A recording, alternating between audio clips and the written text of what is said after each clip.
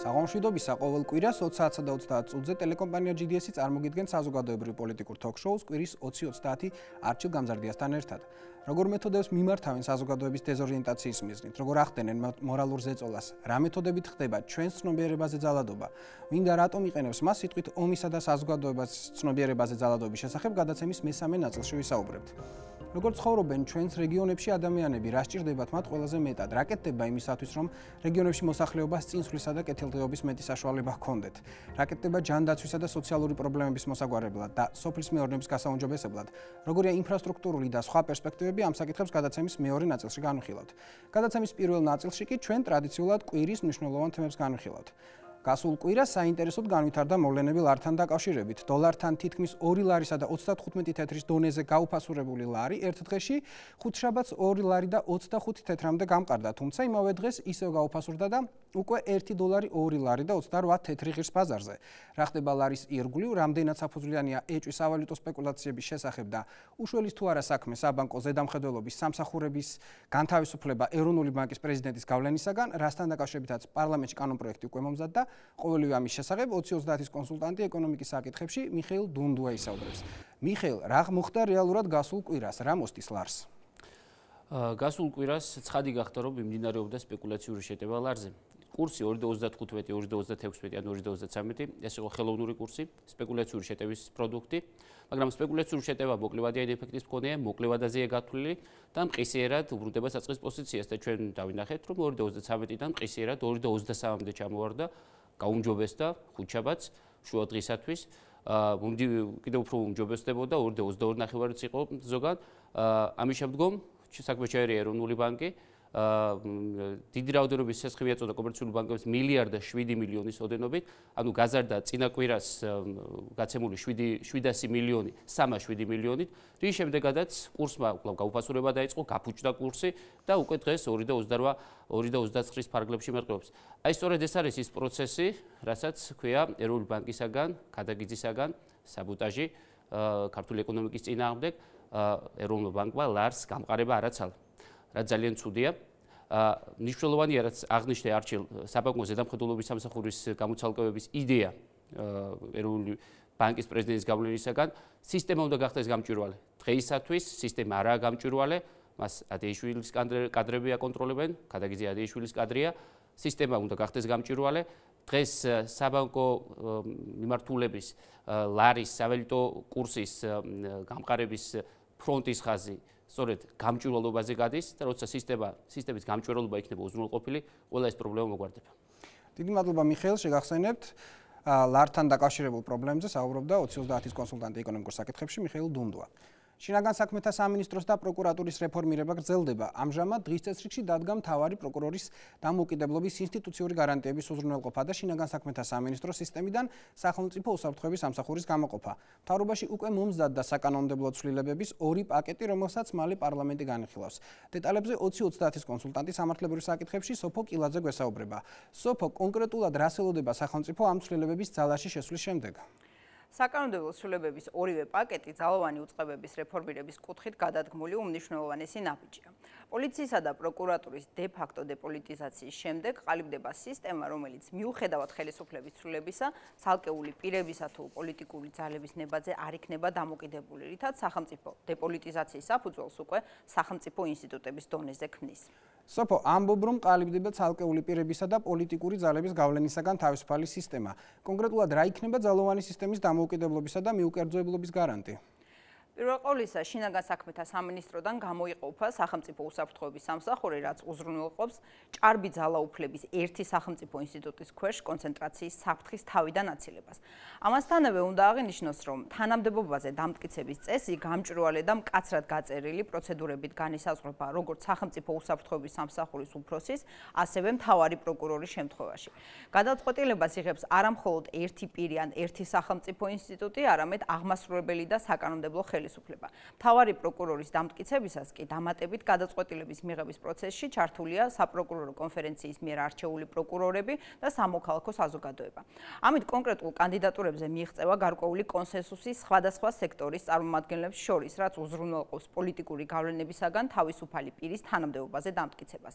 დამოუკიდებლობისაკენ და გადადგმული ნაბიჯია უსაფრთხოების სამსახურის უფროსის, ასევე მთავარი პროკურორის გარკვეული ვადით, ანუ 6 წლით არჩევა. ამასთანავე უმნიშვნელოვანესი არის ანგარიშვალდებულება და საქმიანობის კონტროლი. უსაფრთხოების სამსახურის უფროსი ანგარიშვალდებულია მთავრობისა და პარლამენტის, ხოლო მთავარი პროკურორი მთავრობის, პარლამენტის და საპროკურორო საბჭოს წინაშე. მთავარი პროკურორისათვის განისაზღვრება მიუკერძოებელი სპეციალური ad-hoc პროკურორის თანამდებობა, რომელიც მთავარი პროკურორის საქმიანობაში დანაშაულის ნიშნების არსებობის შემთხვევაში შესაბამის დასკვნას დადებს. მისი თანამდებობიდან ვადაზე ადრე გათავისუფლებაც მკაცრად განსაზღვრული ძალიან რთული პროცედურით მოხდება, რაც ასევე მისი საქმიანობის დამოუკიდებლობის გარანტიაა. დიდი მადლობა, შეგახსენებთ შინაგან საქმეთა სამინისტროს ინიციატივებზე საუბრობდა 2030-ის სამართლებრივი კონსულტანტი სოფო კილაძე. საქართველოს სოფლის მეურნეობის მინისტრმა ოთარ დანელიამ და ევროპის საინვესტიციო ბანკის ვიცე-პრეზიდენტმა ვილჰელმ მოლტერერმა რიგაში ვიზიტის ფარგლებში ხელი მოაწერეს მემორანდუმს, რომელიც საქართველოში მეღვინეობის, მებაღეობის და მებოსტნეობის მიმართულებით მცირე და საშუალო ბიზნესის ხელშეწყობას გულისხმობს. დეტალებით 2030-ის წევრი ლაშა ყარალაშვილი ჩაგვერთვება. ლაშა, მოგესალმებით, უფრო კონკრეტულად რას ითვალისწინებს მემორანდუმი და რით არის მნიშვნელოვანი ის საქართველოსათვის? არჩილ, ეს არის პირველი პროექტი საქართველოს აგროსასურსათო სექტორში, რომელიც ევროპის საინვესტიციო ბანკმა დააფინანსა. საქართველოს ეკონომიკაში აგროსასურსათო პროდუქციის წარმოებას მნიშვნელოვანი წილი აქვს. ევროპის საინვესტიციო ბანკი საქართველოს დაეხმარება თავისუფალი ვაჭრობის ფარგლებში მაქსიმალური სარგებელი მიიღოს. აგრარული სექტორის მხარდაჭერა გულისხმობს საქართველოში წარმოებული პროდუქციის ხარისხის ამაღლებას, რითაც ჩვენი პროდუქცია კონკურენტუნარიანი გახდება და ევროკავშირში ექსპორტიც გაიზრდება. ლაშა, რა სარგებელს მიიღებს რიგითი ქართველი გლეხი თუ ფერმერი ევროკავშირის ქვეყნებთან თავისუფალი ვაჭრობის შედეგად? საქართველოს საგარეო ვაჭრობის თვლიანი მოცულობის მეოთხედი ევროკავშირზე მოდის. 2012 წლიდან ხელისუფლებამ აგრარული სექტორის განვითარება ქვეყნის ძირითად პრიორიტეტად მიიჩნია და ამ მიმართულებით სერიოზული ნაბიჯები გადადგა. ფერმერებისთვის იაფი აგროკრედიტების შეთავაზება, პროექტების შედგენაში, ტექნოლოგიების დახვეწაში, ხელშეწყობა, მელიორაციის, ბუნებრივი კატასტროფების საწინააღმდეგო ცენტრის შექმნა და სხვა. ამის შედეგად სოფლის მეურნეობის პროდუქციის წარმოება გაიზარდა და შესაბამისად მოქალაქეების შემოსავლებიც გაიზარდათ. ბუნებრივია ქართველი ფერმერებისთვის წარმოებული პროდუქციის გასაღება და ახალი ბაზრის ათვისება, რაც ხარისხის ამაღლებასაც გულისხმობს, ძალიან მნიშვნელოვანია. დიდი მადლობა, შეგახსენებთ, ეთერში საუბრობდა 2030-ის კონსულტანტი ლაშა ყარალაშვილი. თბილისში პირველი საერთაშორისო ლიტერატურული ფესტივალი დასრულდა, რომელსაც წელს მსოფლიოს 20-მდე ქვეყნიდან ჩამოსულ მწერლებს უმასპინძლა. დეტალებით საზოგადოება 2030-ის წევრი პროფესორი გიორგი ლობჟაინძე. გიორგი, გისმენთ? მოგესალმებით, გუშინ თბილისში დაიხურა პირველი საერთაშორისო ლიტერატურული ფესტივალი, რომელმაც წელს მსოფლიოს 20-მდე ქვეყნიდან ჩამოსულ მწერლებს უმასპინძლა. ასეთი მასშტაბური ფესტივალის ჩატარების იდეა დიდი ხანი არსებობდა, მაგრამ სხვადასხვა მიზეზის გამო და პირველ რიგში ქვეყნის სტაბილურობის დონის გათვალისწინებით მისი ორგანიზება და ხორცშესხმა მხოლოდ წელს მოხერხდა. ფესტივალის იდეის ავტორი და ძირითადი ორგანიზატორი იყო მწერალთა სახლი, ხოლო ძირითადი მხარდამჭერი გახლდათ ქვეყნის კულტურის სამინისტრო.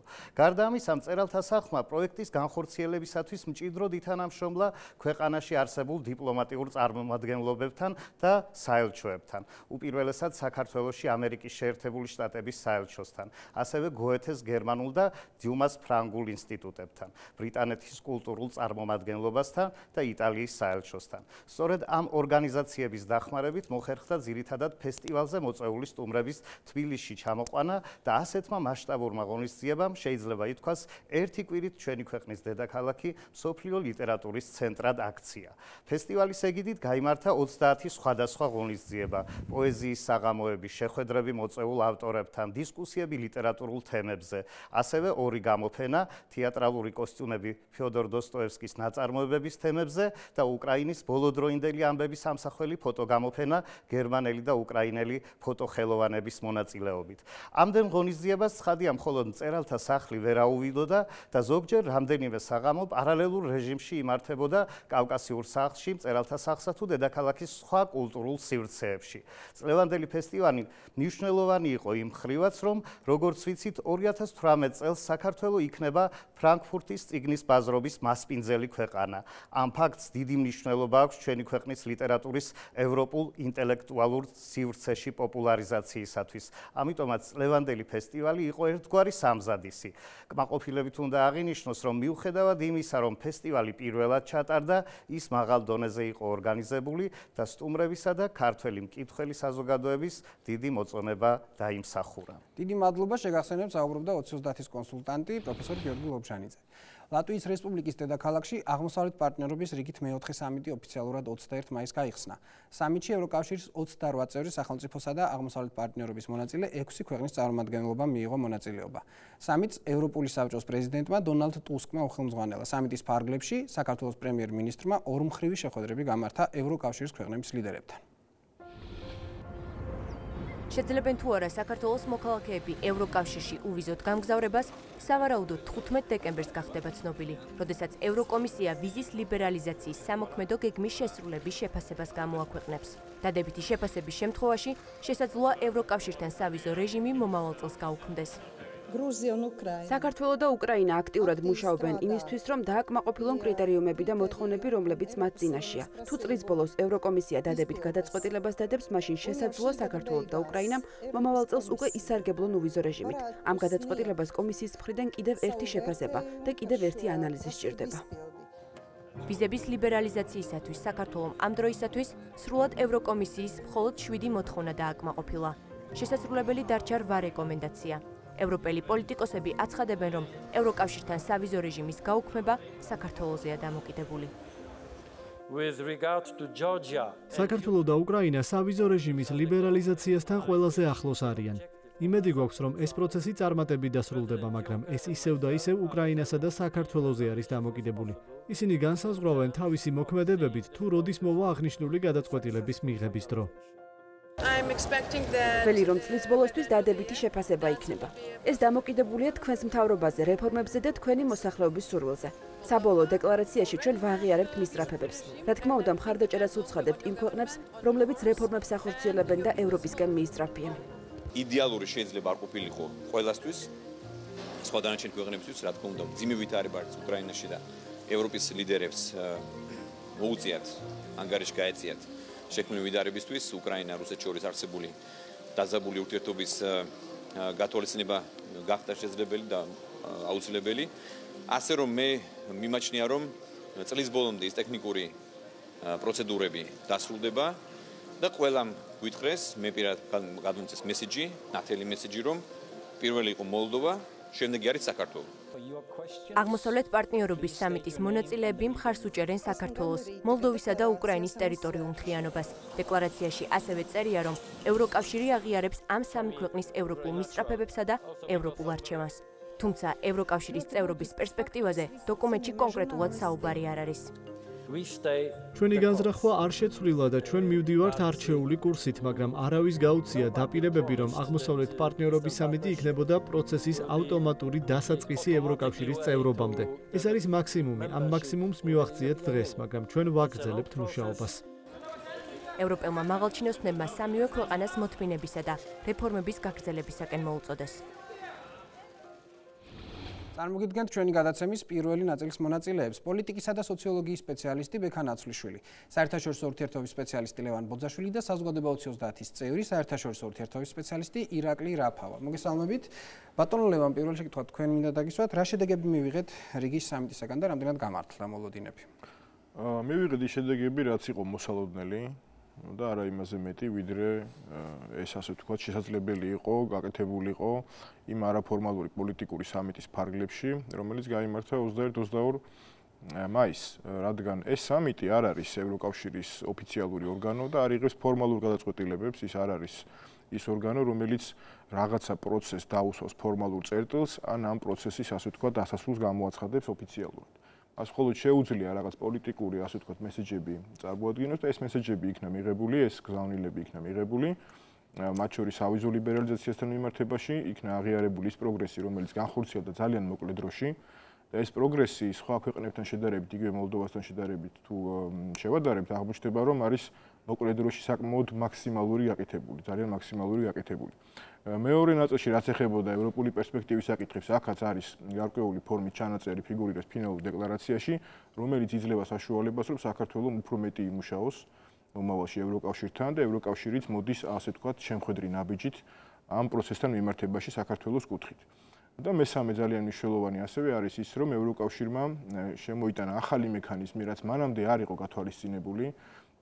ჩვენ მოგვიხსენება კარგად, რომ 2014-17 წლების განმავლობაში ევროკავშირი აპირებდა მხოლოდ 400 მილიონ ევრომდე გამოყოფას თანხებისა საქართველოსთვის. ეს ამ ეტაპზე გაიზარდა 200 მილიონიდან 400 მილიონიდან უფრო სწორად 2 მილიარდ ევრომდე, რაც არის ძალიან მნიშვნელოვანი, სწორედ ასოცირების შეთანხმების ეფექტური განხორციელების თვალსაზრისით. ამიტომ ვთვლი, რომ ეს სამიტი იყო წარმატებული იმ ვითარებაში და იმ სიტუაციაში, რა სიტუაციაში დღეს ევროკავშირი რუსეთთან მიმართებაში უკრაინის მოვლენებიდან გამომდინარე, უკრაინაში მიმდინარე აგრესიიდან გამომდინარე იმყოფება. სწორედ ამ რეალობაზე საუბრობდა ევროპული საბჭოს პრეზიდენტი ტუსკი და ეს რეალობა მოუვიდა საქართველოს ამ შემთხვევაში მოთხოვნებსა და მისწრაფებებთან გარკვეულ კომპრომისულ უნისონში. და ეს არის სწორედ ამ სამიტის, ასე ვთქვათ, წარმატებული დასრულება საქართველოსთვის. დიდი მადლობა ბატონო ბექა, თქვენთვის რა იყო ეს მნიშვნელოვანი მესიჯი, რომელიც აი ამ სამიტიდან შეიძლება მივიღეთ? მოგესალმებით, მივესალმები ტელემაყურებლებს. პრინციპში დავეთანხმები ლევანს. პირველი ეს რაც იყო მნიშვნელოვანი, რომ გაცხადდა, ვთქვათ, პოლიტიკური ხარდაჭერა, იგი ვიზა ლიბერალიზაციის თვალსაზრისით საქართველოსთვის.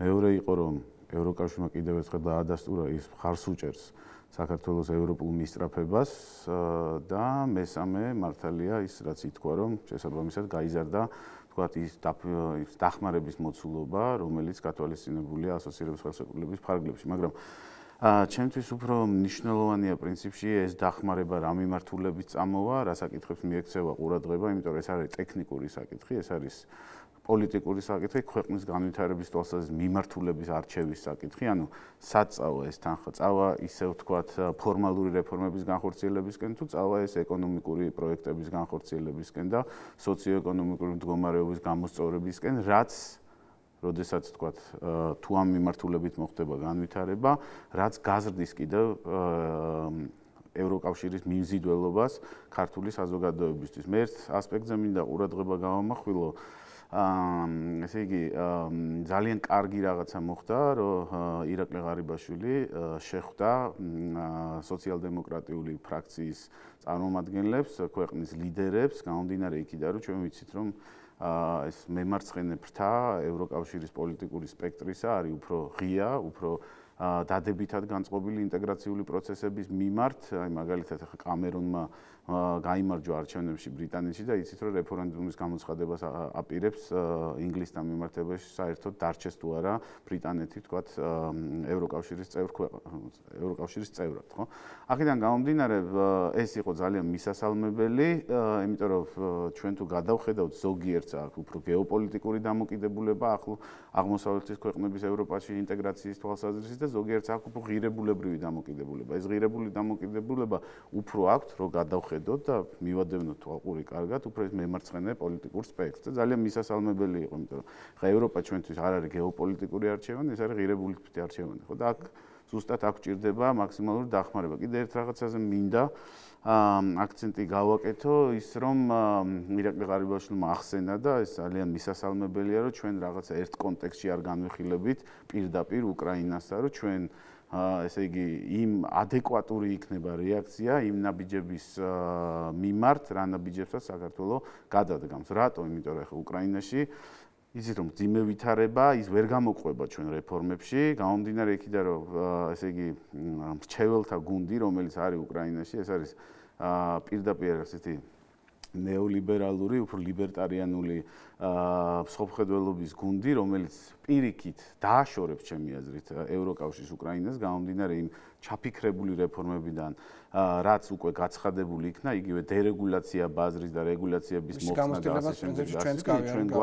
ამიტომ ჩვენ ვერ დაველოდებით უკრაინას, ჩვენ უნდა პრინციპში დამოუკიდებლად უნდა მივიღოთ გადაწყვეტილებები და მეც რა ვიცი, მოხარული ვიქნებოდი თუ ევროკავშირის სახელმწიფოები პრინციპში ჩვენ ერთ კონტექსტში არ განგვიხილავდნენ და ის მეტისთვის პოლიტიკა რაც იყო ჩვენს მიმართ იქნება განხორციელებული. დიდი მადლობა ბატონო ირაკლი, გარდა იმისა რაც ჩვენ შედეგებთან და მესიჯებთან დაკავშირებით მოვისმინეთ, საზოგადოებას თავისი განწყობა ჰქონდა ეგრეთ წოდებულ ვიზა ლიბერალიზაციის და საკითხთან დაკავშირებით. რა მოლოდინები იყო ვიზა ლიბერალიზაციასთან დაკავშირებით და თქვენი აზრით რამდენად ადეკვატური იყო ეს მოლოდინები იმ რეალობისა, რაც სინამდვილეში იყო? მოგესალმებით. პირველ რიგში მინდა ვთქვა, რომ რა თქმა უნდა, ჩემის აზრით ეს მოლოდინები ცოტა არ იყოს გადაჭარბებული იყო საზოგადოების მხრიდან, იმიტომ რომ რეალურად ჩვენ ცნობილია, რომ საზოგადოების დიდი ნაწილი ელოდებოდა რაღაც განსაკუთრებულ ცვლილებებს რიგის სამიტიდან ვიზა ლიბერალიზაციის კუთხით საქართველოსთან მიმართებაში, მაგრამ ბატონი ლევანის დამეთანხმება, რომ რეალურად ეს საკითხი დღის წესრიგში არ იდგა რიგის სამიტზე, იმიტომ რომ ამას წინ უძღოდა რამდენიმე, ესე ვთქვათ, მესიჯები, რომელიც ნათელი მაგალითი იყო იმის, რომ ეს საკითხი არ იქნებოდა განხილული ამ კუთხით, როგორც ჩვენ ეს წარმოგვედგინა. კონკრეტულად შეგვიძლია ვთქვათ ბატონი დონალდ ტუსკის განცხადება, რომელმაც აღნიშნა, რომ რეალურად საქართველოსთან მიმართებაში ჩვენი პარტნიორობა უნდა განვითარდეს უფრო ვაჭრობის, ენერგეტიკის და სხვა კუთხით, ასე ვთქვათ, სადაც ვიზა ლიბერალიზაციაზე საუბარი რეალურად არ იყო. ჩვენ უნდა გვახსოვდეს, რომ საქართველომ საერთოდ დიალოგი ჩვენს ევროპელ პარტნიორებთან დაიწყო ამ საკითხზე 2012 წელს, თუმცა სამოქმედო გეგმა ჩვენ გადმოგვეცა 2013 წელს. ამიტომ ეს არ არის, ასე ვთქვათ, მოკლევადიანი ესეთი სამუშაო შესასრულებლად, რომელიც რაღაც ეტაპების გამოტოვებით, ასე ვთქვათ, მიგვიყვანს იქამდე, რომ ჩვენ უვიზო მიმოსვლა მივიღოთ პირდაპირ ევროკავშირის ქვეყნებთან. დიდი მადლობა. ბატონ ლევან, ბატონ ირაკლი საუბრობს, რომ ვიზა ლიბერალიზაცია რეალურად არ განიხილებოდა, იყო დღის წესრიგში. ხომ არ ჩნდება შტაბის-შტილება, რომ ეს ყველაფერი მოლოდინები ხელოვნურად იყო აწეული და, ვთქვათ, ვის შეიძლება ქონოდა, რომ ამ ხნის განმავლობაში, ვთქვათ, ბოლო პერიოდის განმავლობაში ეს ინტერესი ხელოვნურად გაეძლიერებინა. რა თქმა უნდა, ხელოვნურად იყო შექმნილი ეს მოლოდინები, ამას თაობას მე არაერთხელ განვიცხადებია, ეს მოლოდინები სწორედ იმ ადამიანების მხრიდან იყო ხელოვნურად შექმნილი, რომლებიც კარგად იცოდნენ, რომ რიგის სამიტი არ იყო ეს ადგილი, სადაც ეს საკითხები უნდა გადაწყვეტილიყო ფორმალურად. ამიტომ ამ ხელოვნურობასაც ჰქონდა თავისი და აქვს თავისი ახსნა და ეს ძირითადად არის პოლიტიკური ახსნა, პოლიტიკური სპეკულირების საკითხები. გულისხმობ იმას, რომ მაშინ, როდესაც კონკრეტული სამიტიდან არ ელოდები ფორმალურ გაწყვეტილებას, ამ სამიტის მიმართ ასეთი მოლოდინების ხელოვნური შექმნა არის პირდაპირ, ასე ვთქვათ, მთავრობის მიმართ მიზანმიმართული კამპანიური ხასიათის აქტი. რაც ბუნებრივია, გაბათილდა იმიქიდან გამომდინარე. თქვენ თუ ხედავთ რომელიმე კონკრეტულ სუბიექტს, რომელსაც შეიძლება ეს ინტერესი ქონოდა? რა თქმა უნდა, მე ვხედავ ასეთ სუბიექტებს, ესეთ სუბიექტები იყვნენ ის ადამიანები, არიან ყოველ შემთხვევაში ეს ადამიანები, რომლებიც მანამდე ხელმძღვანელობდნენ ამ საგარეო მიმართულებას. შეიძლება აქ საუბარი როგორც ნაციონალურ მოძრაობაზე, ისე თავისუფალ დემოკრატებზე და მათგან იყო, ასე ვთქვათ, სწორედ ეს ხელოვნურობა წამოსული და შექმნილი და ეს ნიშნავს სწორედ იმას, რომ ასეთი საკითხები, რომელიც არის საქვეყნო ინტერესებიდან გამომდინარე და რომელიც ძალიან სკრუპულოზურ, ძალიან დაკვირვებულ, ასე ვთქვათ, მიდგომას დროში და პროფესიულად მოიცავს, ასეთ საკითხების გამოყენება ხდება და სპეკულირება ხდება ვიწრო პოლიტიკური და პარტიული ინტერესების კუთხით და ეს არის ძალიან დამაზიანებელი ქვეყნის ინტერესებისთვის. არაფერი, ასე ვთქვათ, შემაშფოთებელი რიგის სამიტზე არ მომხდარა, პირიქით მოხდა იმაზე მეტი, ვიდრე მე პირადად ველოდი, კონკრეტულად სავიზო ლიბერალიზაციასთან დაკავშირებით. მე რამდენჯერმე ვთქვი, რომ სავიზო ლიბერალიზაციის პროცესის დასრულება არის სავარაუდოდ დაგეგმილი 2016 წლისთვის, ხოლო ევროკომისიამ, ასე ვთქვათ, ჩემხედრი ნაბიჯი გადმოდგა საქართველოსკენ და ცდილობს, რომ ეს პროცესი დაასრულოს 2015 წლის დეკემბერში. რატომ არის ეს ესე? იმიტომ რომ პირველ რიგში ის მოკლე დროში განხორციელებული საკანონმდებლო რეფორმები ჯერ ესეთი შევიდა სულ ახლახანს ძალაში და ევროკომისია მართალია ეს რეფორმები შეაფასა ძალიან დადებითად, მაგრამ ის ვალდებულია პროცედურულად დააკვირდეს უკვე პრაქტიკაში როგორ ხორციელდება. ამიტომ ამას ჭირდება დროში დაკვირვება ევროკომისიის მხრიდან და პრაქტიკაში დამკვიდრება ჩვენი მხრიდან. ეს არ არის, ასე ვთქვათ, რაიმე ისეთი შეიძლება ეთქოს არაბუნებრივი პროცესი. სპეციალისტებისთვის სასურველი და კარგი შედეგი იყო პოლიტიკოსების ნაწილის მიერ, შეიძლება იყო ხელოვნურად შექმნილი, რათა შეფასება მოყოლოდა ნეგატიურად. კი ბატონო, მე ამის თქმის საშუალებას მაძლევს ის, რომ მე არაერთ ამ შეფასებელი მისიის შეხვედრაზე ვიმყოფებოდი და უშუალოდ ვაკვირდებოდი თუ რა კმაყოფილებით ისინი, ასე ვთქვათ, აფასებდნენ, რა ხარისხით აფასებდნენ ისინი ამ პროცესს. დიდი მადლობა. ბატონ ერეკლი, საინტერესოა ზოგადად რა გამოცდილება არსებობს ვიზა ლიბერალიზაციის კუთხით და თქვა სხვა ქვეყნებმა როგორ გაიარეს ეს პროცესი. კლასიკური მაგალითი აქ შეგვიძლია ავიღოთ მოლდოვა. მოლდოვა არის ის სახელმწიფო, რომელმაც ზუსტად ის პროცესები გაიარა ვიზა ლიბერალიზაციასთან დაკავშირებით, რომელიც ეხლა ჩვენ უნდა გავიართ, ან რომლის შესრულების პროცესშიც ვართ. მოლდოვასთან, როდესაც პარალელს ვავლეთ საქართველოს, კარგი იქნება თუ დავაკვირდებით შემდეგს, რომ მოლდოვამ გაცილებით ადრე დაიწყო ჩვენს ევროპელ პარტნიორებთან ამ კუთხით თანამშრომლობა. ანუ დიალოგი რეალურად შედგა 2010 წელს და ამ პერიოდიდან მოყოლებული ისინი ყველაფერს აკეთებენ იმისთვის, რომ ეს ვიზა ლიბერალიზაცია, რომელიც მათ 2014 წლის აპრილში მიიღეს, ესე მათ სასარგებლოდ გადაწყვეტილიყო. ვიზა ლიბერალიზაციის კუთხით კონკრეტულად მათ 2012 წლიდან დაიწყეს უკვე მუშაობა და გადადგეს ის ნაბიჯები, ანუ ის რეფორმები, რომელიც შემდეგ პრაქტიკაში გაატარეს სამოქმედო გეგმის მეორე ფაზაში. ჩვენ რეალურად ახლა ამ მეორე ფაზაში ვართ, რომელიც უკვე საქართველოს უნდა ასე ვთქვათ, აიღოს ის ვალდებულებები საკუთარ თავზე, უბრალოდ აღებული გვაქვს, რომელიც სრულდება და ახლა უნდა პრაქტიკაში გავატაროთ უკვე ის რეფორმები, რომელიც აქამდე მივიღეთ საკანონმდებლო სივრცეში. დიდი მადლობა. დიდი მადლობა ჩვენ სტუმრებს, შეგახსენებთ, საუბრობდნენ ბატონი ბექა ნაცვლიშვილი, ირაკლი რაფავა და ლევან ბოძაშვილი ბატონ ბექას მეორე ნაწილში შევხვდებით, როგორც ცხოვრობენ ჩვენს რეგიონებში ადამიანები, რა სჭირდებათ მათ ყველაზე მეტად, რა კეთდება იმისათვის, რომ რეგიონებში მოსახლეობას ინსულისა და კეთილდღეობის მეტი საშუალება ჰქონდეთ. რა კეთდება ჯანდაცვისა და სოციალური პრობლემების მოსაგვარებლად და სოფლის მეურნეობის გასაუმჯობესებლად. როგორია ინფრასტრუქტურული და სხვა პერსპექტივები, ამ საკითხებს გადაცემის მეორე ნაწილში განვიხილავთ.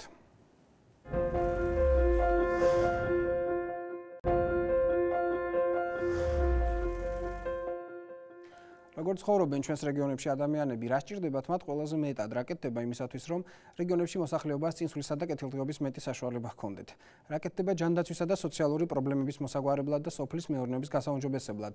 როგორია ინფრასტრუქტურული და სხვა პერსპექტივები, ამ საკითხებს გადაცემის მეორე ნაწილში განვიხილავთ. მეშინია, მე ამ ბავშვებს გონიათ რომ მეუშლი ამათ. მან სიამოვნებაში მეშინია. რამე არ მოხდეს, ეს გასაკეთებელია ყველაფერი. ლაგოდეხში მდებარე ამ სპორტ კომპლექსში ყოველდღე რამდენიმე ასეული ბავშვი ვარჯიშობს. შენობა სავალალო მდგომარეობაშია. გაბზარული და დანესტილია კედლები. სახურავიდან წყალი ჟონავს და ბათქაში იყრება. სპორტ კომპლექსის ადმინისტრაცია და მწვრთნელები ბავშვების უსაფრთხოების დასაცავად შენობის შეკეთებას მოითხოვენ. დაშლილია ყველაფერი. აი ეს ხო არის ეს ძალიან საშიშია. ჩემი აზრით ძალიან საშიშია. ადგილობრივებს სპორტ კომპლექსის აშენების ისტორია კარგად ახსოვთ. როგორ აჩქარებდნენ მშენებლებს, როგორ ამუშავებდნენ 24 საათიან რეჟიმში, როგორ ღებავდნენ ბათქას შეუმშრალ კედლებს და დაუმთავრებელ ფასადებს მხოლოდ იმიტომ, რომ შენობის ლენტი მიხეილ სააკაშვილს უნდა გაეჭრა. წვიმა თოვლი არ გააჩნდათ, ზიანი ამინდი, სულ მუშაობდნენ 24 საათი.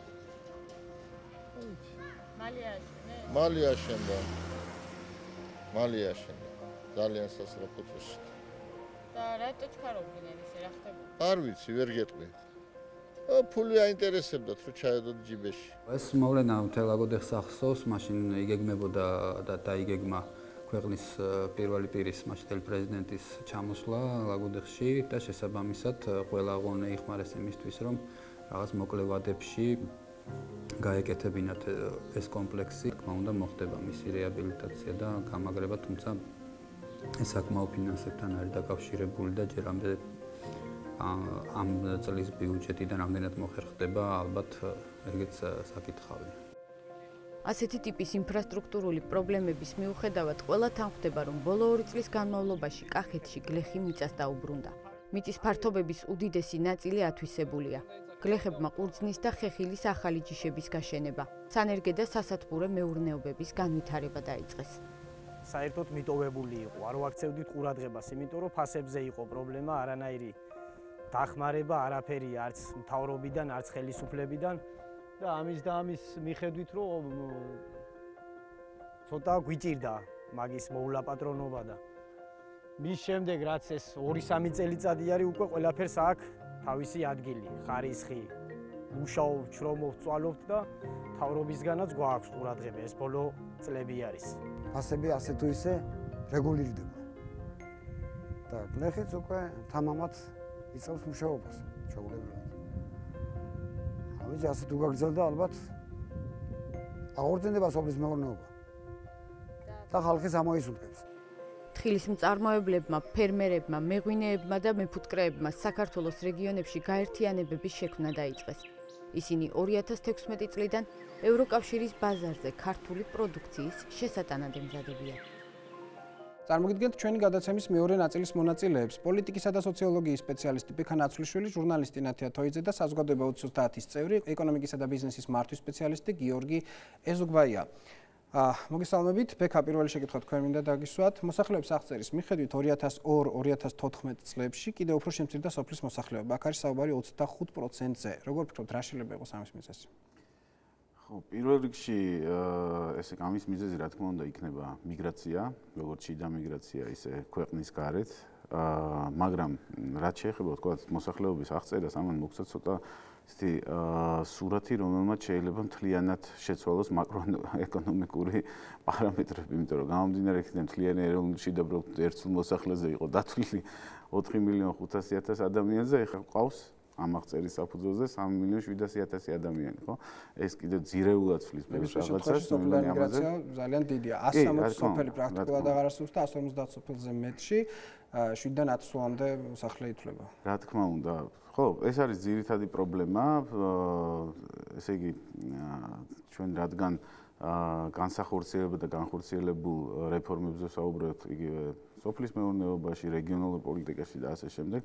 არ შეიძლება არ აღინიშნოს იგივე სოფლის მხარდაჭერის პროგრამა, იგივე ინფრასტრუქტურული პროექტები, იგივე სოციალურ პოლიტიკაში, სოციალური პოლიტიკის თვალსაზრისით, ჯანდაცვის პოლიტიკის თვალსაზრისით განხორციელებული ღონისძიებები და განათლების მიმართულებით განხორციელებული ღონისძიებები, მაგრამ პირდაპირ ვთქვათ, ეს არ არის საკმარისი, გამომდინარე იქიდან, რომ თანამედროვე სამყაროში, ვთქვათ, შენ სოფელში ვერ დააკავებ ადამიანებს, თუ მათ არ შეუქმენი ელემენტარული ურბანული გარემო, რაც ისე ურბანული გარემო, სადაც მას ხელმისაწვდომობა ექნებათ იგივე სერვისებზე, რაც არის ხელმისაწვდომი ნებისმიერ ქალაქში, მაგალითად იგივე გართობის თვალსაზრისით, ახალგაზრდებისთვის, თვითრეალიზაციის თვალსაზრისით, თავიანთი თვითგამოხატვის თვალსაზრისით, განათლების მიღების თვალსაზრისით, იმიტომ რომ ჩვენთან არსებობს გარკვეული ასიმეტრია იგივე ქალაქსა და სოფელს შორის განათლების მიღების თვალსაზრისით, მიუხედავად იმისა, რომ ამ პირველ ეტაპზე რაც შესაძლებელი იყო, ყველაფერი გაკეთდა, იგივე ყველაფერს თავი დაანებოთ, გვახსოვს ხო, საერთოდ ბავშვები,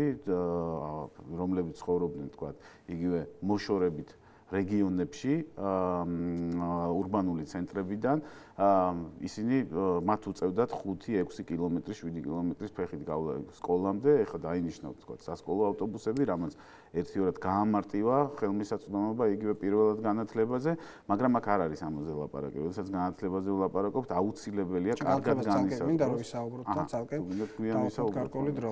აი ეს არის ძირითადი საკითხი, არის ის, რომ იქ შეიქმნას გარკვეული ურბანული გარემო, რომ იმზიდველი გახდეს ახალგაზრდების, იმიტომ რომ ასაკით დიდები იქ რჩებიან, ცხოვრობენ, მიჩვეულები არიან იქ ყოფნას და შესაბამისად ინტეგრირებულები არიან სოციოკულტურულ გარემოში და ჩვენ უნდა შევქმნათ გარემო ახალგაზრდებისთვის, რომ ისინი. დიდი მადლობა. ნათია, თქვენ აქტიურად მუშაობთ რეგიონებში და ყველაზე მეტად შეიძლება იცნობდეთ იმ პრობლემებს, ან წარმატებებს, რაც ჩვენს რეგიონში ახასიათებთ.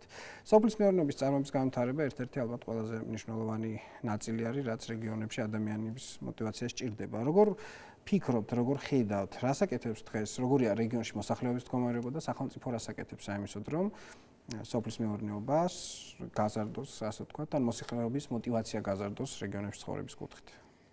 რა არის სოფლის მოსახლეობა ჩართულია მეტნაკლებად სოფლის მეურნეობის იმ პროექტებში, რომელსაც მათ სახელმწიფო სთავაზობს. თუმცა იმ 2030-ის პროექტის ფარგლებში, რომლის საშუალებითაც მე და ნინო საკახნია 2030-ის მეორე ჟურნალის საშუალება გვაქვს, რომ საქართველოს სხვადასხვა კუთხეში ჩავიდეთ აბსოლუტურად სხვადასხვა სოფელში, ისე რომ არავინ იქ არ იცოდეს არც ადგილობრივმა ხელისუფლებამ, არც ცხოვრება მოსახლეობამ ჩვენი რის გაკეთებას ვაპირებთ. ჩვენ გვხვდება ესეთი სიტუაცია, არაინფორმირებულობა, რაც მე ყველაზე მეტად თვალში საცემად მომეჩვენა. არსებობს უამრავი სოფლის მეურნეობის პროგრამები, რაშიც მაგალითად გარკვეული ნაწილი სოფლის მოსახლეობის არის ჩართული და მათ ძალიან კარგად იციან ამ პროექტების შესახებ, თუმცა არსებობს რაღაც გარკვეული სოფლები, სადაც წარმოდგენა არ აქვთ ამ პროექტების შესახებ, გაგონილიც კი არ აქვთ.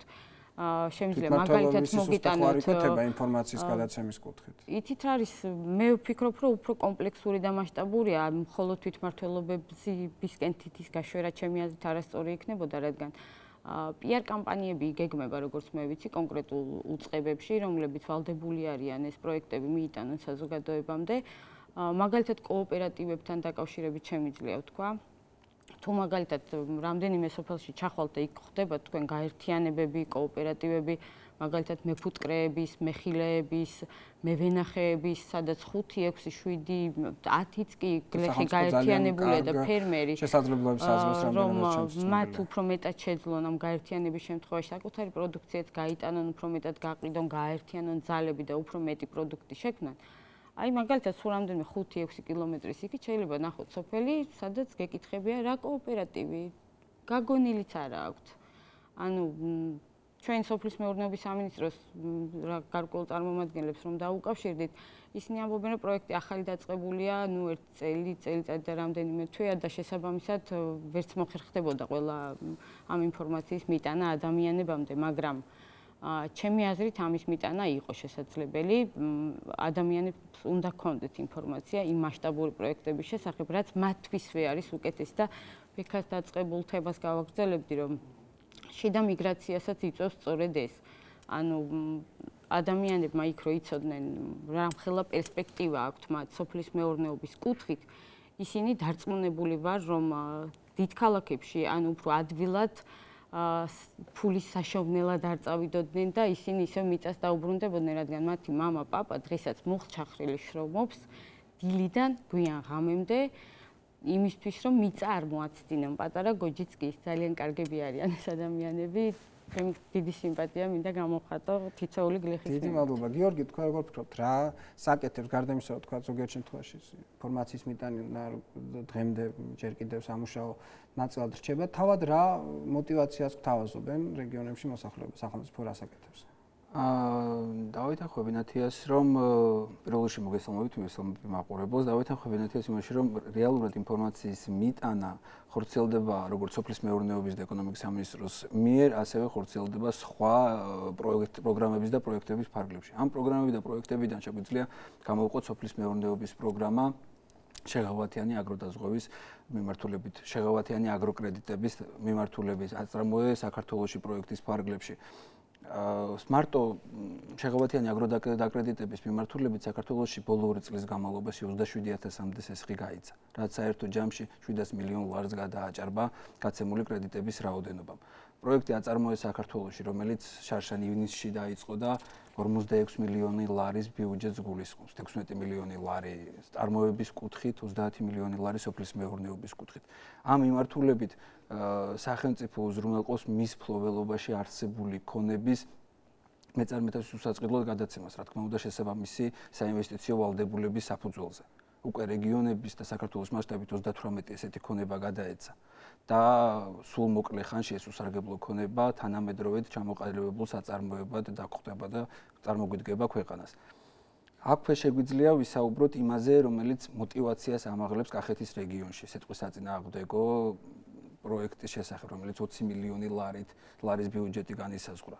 აქ 83 ესეთი აპარატი მონტაჟდება, რომელიც 85-95%-ით არის ამცირებს რისკს სიტყვის მხრიდან მოსავლის დაზიანებას. მნიშვნელოვანია მელიორაციის საკითხიც. რა თქმა უნდა, მნიშვნელოვანია მელიორაციის საკითხიც. მელიორაცია საერთოდ დავიწყებული თემა იყო საქართველოს სოფლის მეურნეობის მიმართულებით. სულ ეხლახან საქართველოს ჩინეთის სოფლის მეურნეობის პარტნიორობის ირგვლივ 11 მილიონი დოლარის ღირებულების ინფრასტრუქტურა გადმოეცა ქართულ მხარეს. ეს არის მანქანა და მანქანები, მელიორაციისთვის მიმართული სხვადასხვა დანადგარები, აქვე შეგვიძლია ვიგულისხმოთ ის პროექტები, რომლებიც საქართველოს ჩინეთის პარტნიორობის მხრივ იგეგმება სასათბურე მეურნეობაში. 30 პროექტის განხორციელება ქვეყნის რეგიონების მასშტაბით. ოქტომბერში იგეგმება ახალი აბრეშუმის გზის ფორუმის გამართვა. აღარ ვსაუბრობ იმ უპრეცედენტო და მნიშვნელოვან ჩანს პროგრამა საკმაოდ დატვირთულია. ბატონო გიორგი, რა მაინტერესებს? ჩვენ ვიცით, რომ ასოცირების ხელშეკრულების ფარგლებში სახელმწიფომ დამატებითი ვალდებულებებიც მიიღო სოფლის მეურნეობის განსავითარებლად. რა შეგიძლიათ ამ მიმართულებით გითხრათ? ასოცირების შეთანხმების ფარგლებში ქვეყანა იღებს ვალდებულებას ეტაპობრივად დანერგოს ევროპული პოლიტიკური, ეკონომიკური, სოციალური, სამართლებრივი სტანდარტები. ასოცირების შეთანხმება გახლავთ ჩვენი ქვეყნის ევროპიზაციის რეალური სამოქმედო გეგმა. დღეს სახელმწიფო უწყებები სწორედ ამ გეგმის მიხედვით მუშაობენ. რაც შეეხება ეკონომიკურ მიმართულებას, რომელიც გულისხმობს საქართველოს კავშირის შორის ღრმა და ყოვლისმომცველ სავაჭრო ეკონომიკური სივრცის ჩამოყალიბებას. ეს არის ჩვენი ქვეყნის ინტეგრაცია დიდი ევროპულ ოჯახში, დიდ ევროპულ ბაზრის ათვისებაში. ეს არის რეალური პერსპექტივა ჩვენი მეწარმეებისათვის, ბიზნესისთვის, ევროპის 500 მილიონიან ბაზარზე გასვლის.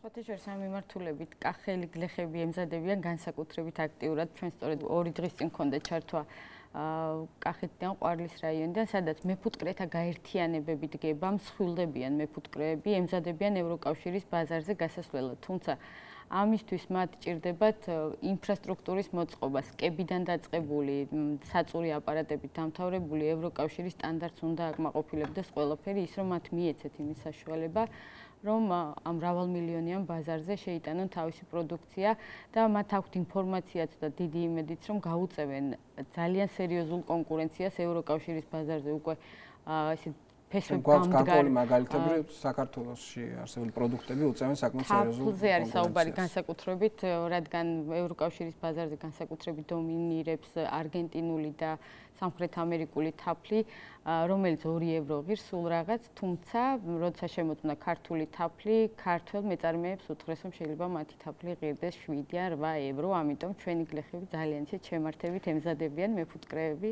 2016 წლისთვის სავარაუდოდ, რომ უკვე ქართული თაფლი გავა ევროკავშირის ბაზარზე. ძალიან კარგი, თუმცა ამ ასე ვთქვათ პოზიტიური ელფერის გარდა არსებობს ესეთი დღეისათვის ჯერ კიდევ ცოტა მტკივნეული საკითხები, როგორც არის თქვათ სოციალური მდგომარეობა. ნათია, თქვენ როგორ შეაფასებთ რეგიონებში მოქალაქეების სოციალურ მდგომარეობას და რას მიმართავს სახელმწიფო ამ პროცესს გასაუმჯობესებლად? სოციალური მდგომარეობა მართლაც რთული არის. ძალიან უჭირთ ადამიანებს ცხოვრება, ყოველდღიურად თავის გატანა. თუმცა არის რაღაც პროექტები, მაგალითად ჯანდაცვის პროექტი, ეს არის ერთადერთი პროექტი, რომლის გარშემო სოფლებში და რეგიონებში კითხვის ნიშანი არ დგას. ამის გამო იქ ყველა იხდის მადლობას, იმიტომ რომ თუ წლების განმავლობაში ისინი ექიმთან მისვლას ვერ ახერხებდნენ, დღეს ეს პრობლემა აღარ აქვს. სოფლებში განსაკუთრებით დიდი რაოდენობით და რაიონებში კეთდება გულის და სხვა მძიმე ოპერაციები, რომელზე ოცნებასაც კი ვერ უშვებდნენ, ვერასდროს რომ შეიძლებოდა ეს ოპერაციები გაეკეთებინათ, მაგრამ ეს იმას არ ნიშნავს, რომ იქ ხალხი კარგად ცხოვრობს. ძალიან უჭირთ ადამიანებს, განსაკუთრებით დგას უმუშევრობის პრობლემა და ჩემი აზრით ცოტა დამოკიდებულებაშია კიდე პრობლემა, რადგან თვით დასაქმებას ისინი დასაქმებას არ უწოდებენ, მაგალითად თუ მუშაობენ ვენახში და ვენახიდან სეზონზე იღებენ შემოსავალს, ისინი თვლიან, რომ ეს არ არის სამსახური. ანუ რატომღაც ყველას იმიტომ რომ ჩვენ ძირითადად შეჩვეულიყავით დაქირავებას ამ სახელმწიფო სტრუქტურაში მუშაობას. ეს არის ჩემი აზრით ძირითადი პრობლემა, რომ თვით დასაქმებას არ უწოდებენ დასაქმებას. დიახ. ხო, რაც შეეხება თვით დასაქმებას, მე სანამ თქვათ პოლიტიკაში წავიდოდი და პარალელურად თქვათ შეიძლება სტატუსის აღნიშნე ჩემი მე ვარ პოლიტიკაში, ამ შემთხვევაში როგორც საკრებულოს წევრი, მაგრამ მანამდე აკადემიური საქმიანობით ვიყავი დაკავებული და ჩვენ ვიკვლიეთ სოფელი, ჩვენ ვიკვლიეთ სოციალური კაპიტალი სოფელში, ანუ რის საფუძველზეც იქნება კოოპერატივები, რის საფუძველზეც იქნება თემები და ასე შემდეგ, მაგრამ მე ამაზე არ მინდა საუბარი გავაგრძელო, არამედ თვითონ აი თვით დასაქმებაზე მინდა 1-2 რამ თქვა, ესე იგი ისინი ვერ იგრძნობენ თავს დასაქმებულებად, გამომდინარე იქიდან, რომ ისინი ეწევიან ნატურალურ მეურნეობას, ანუ ისინი თავიანთი შექმნილი დოვლათით რეალურად საბაზრო ურთიერთობებში ვერ მონაწილეობენ, გამომდინარე, თქვათ, იმ შექმნილი დოვლათის სიმცირისა და შემოსავლის სიმცირისა, რაც ამ დოვლათის გაყიდვის შედეგად შეიძლება მათ შემოვიდეთ. აქედან გამომდინარე, მე მათი აბსოლუტურად კარგად მესმის, ამის ერთ-ერთი გამოსავალი, რა თქმა უნდა, არის კოოპერატივები, ესე იგი, ჩვენ შეგვიძლია ორიენტირებული ვიყოთ, თქვათ, მიწების გამსხვილებას, იცით, რომ საქართველოში მიწები არის ფრაგმენტირებული, ეს ერთი და შემდეგ არის მცირე რაოდენობით, ანუ როდესაც მოხდა რეფორმა, მაშინ შეიძლება ეს საჭირო იყო, სხვა გზა არ არსებობდა, მაგრამ დღესდღეობით ამ სურათს შევეჯერეთ, ხო?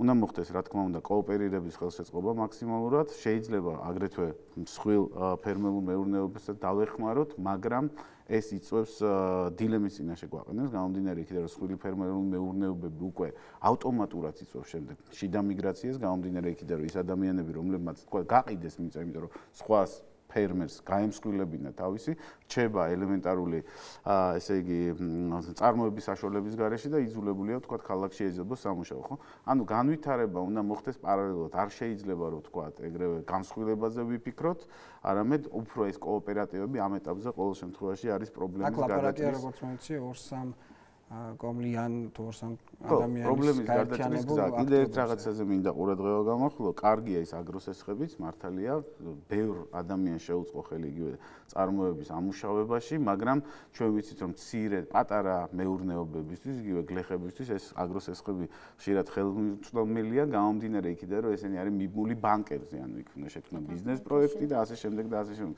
ანუ სახელმწიფოს ამ ხრივად სახელმწიფო ცდილობს ინფორმაციით მოამარაგოს ინფორმაცია არ შორის არჩი შე როდესაც გარანტია უნდა ჩადო ბანკში იმიტომ რომ სესხი აიღო უძრავი ფონდება ესე არ გამოდის კიდევ ერთი საკითხია იგივე წარმოებების შექმნა ხო წარმოებების შექმნაშიც უფრო აქტიური უნდა იყოს სახელმწიფო მაგალითად იგივე public partnership-ის პროექტები ეგრეთ წოდებული დღეს ძალიან მოდაშია PPP პროექტები რას ნიშნავს რომ შეიძლება სახელმწიფომ შექმნას თლიანად საწარმო და შემდეგ როგორც ვენჩორული საწარმო ისე გადასცეს თქვა იქ მომუშავეებს მეპაიეების თვალსაზრისით და მათ ამუშაონ და ისინი ჩვეულებრივად ჩაერთებიან საბაზრო ურთიერთობებში, ხო? სხვანაირად დღესდღეობით სოფელში მე მგონი შედეგებს ეს ისეც ვერ გამოიგებს, როგორი მოლოდინი ჩვენ გვაქვს. ამიტომ მე მაგას ვამბობ, უნდა დაგეგმა, აღწერა იმ რესურსების, რაც გვაქვს. უპირველეს ყოვლისა ადამიანური რესურსების, განათლების ცენტრების ჩამოყალიბება ადეკვატურად იმ რესურსებისა, რაც ჩვენ კონკრეტულ რეგიონში გვაქვს და შესაბამისად სახელმწიფოს მაქსიმალური ხარდაჭერა და დაგეგმა თუ რას მინდა მივახციოთ, თქვა მომავალ 10 თუ 20 წელს. გასამარტივებელი არის პროექტები ან და პროცედურებიც ალბათ. პროცედურები ხა დავითანხმები ბექას, იმიტომ რომ მე მაგალითად ერთ-ერთი კოოპერატივის წარმომადგენლებთან, როდესაც გადაღებაზე ვიმყოფებოდი, მათ ვთხოვე კოოპერატივის წესდება, რომ წამეკითხა. რომ არ მოგატყუოთ, ალბათ 1 საათი ნახევარი, აი ყველა სიტყვას ვკითხულობდი და ვერაფერი ვერ გავიგე. ეს იმას ნიშნავს, რომ მოსახლეობისთვის უფრო დამაბნეველი იქნება მსგავსი ინფორმაცია.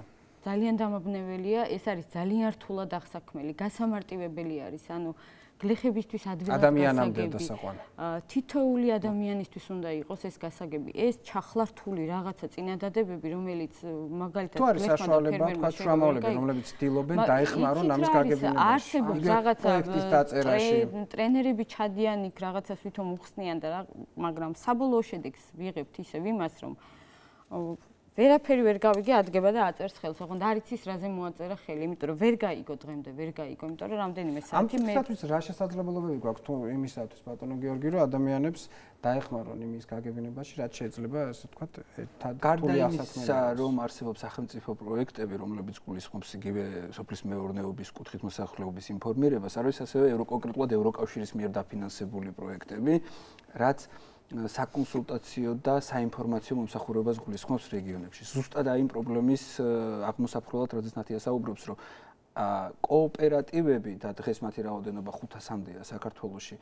ზუსტად ეს არის საბაზისო, რითიც ევროკავშირმა სოფლის მეურნეობის მიმართულებით განვითარების გზა და შესაძლებლობა ნახა.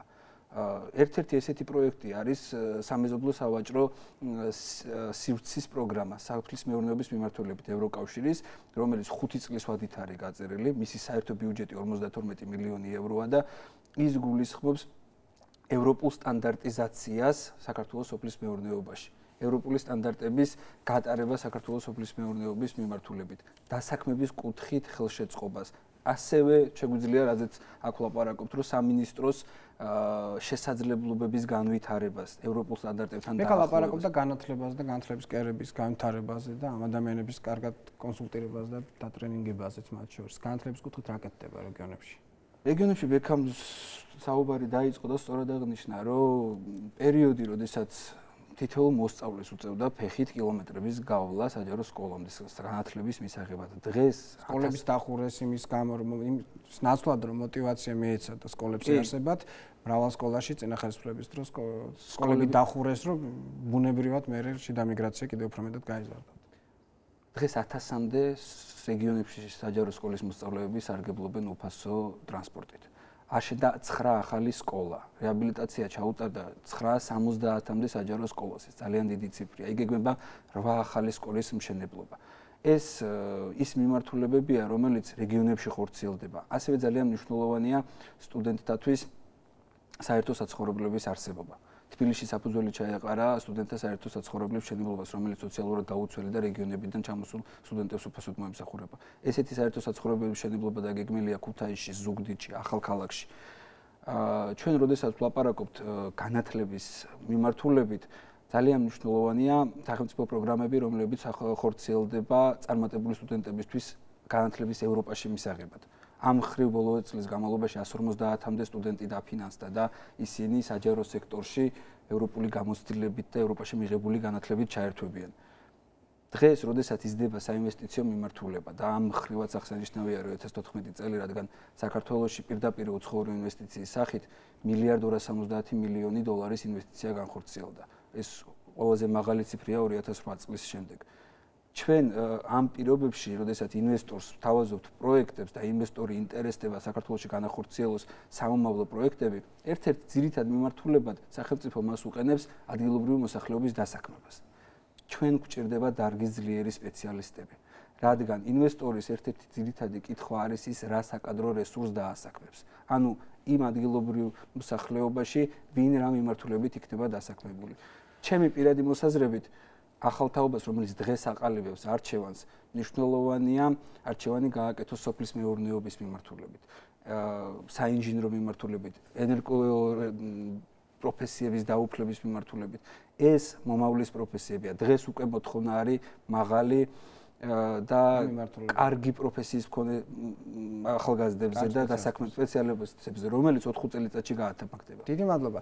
კიდევ ერთ საკითხი, რაც ნათიამენ დავისაუბროთ, რომ გარდა იმისა, რომ ადამიანები თქვა შეიძლება მათ გარკვეულწილად ჯანდაცვის სფეროში სახელმწიფო დაეხმაროს, ასევე აქვს პრობლემები მუშაობენ შრომის რეჟიმში არიან.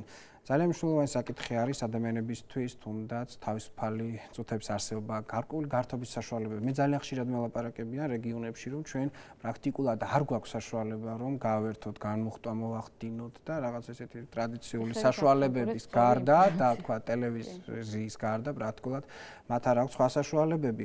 ტურისტულ რეგიონებში შედარებით გამოსწორებული არის და როგორ ფიქრობთ, რა შეიძლება გააკეთოს სახელმწიფომ ამ მხრივ, იმიტომ რომ გარდა დასაქმებისა, თუნდაც შრომის პირობებისა, ადამიანებს ჭირდებათ უბრალოდ განუხტვა, გართობა ჭირდებათ, რაღაცაში თავისუფალი დროის სასიკეთოდ დახარჯვა ჭირდებათ. რას მისცემთ, რა შეიძლება გაკეთდეს ამ კუთხით?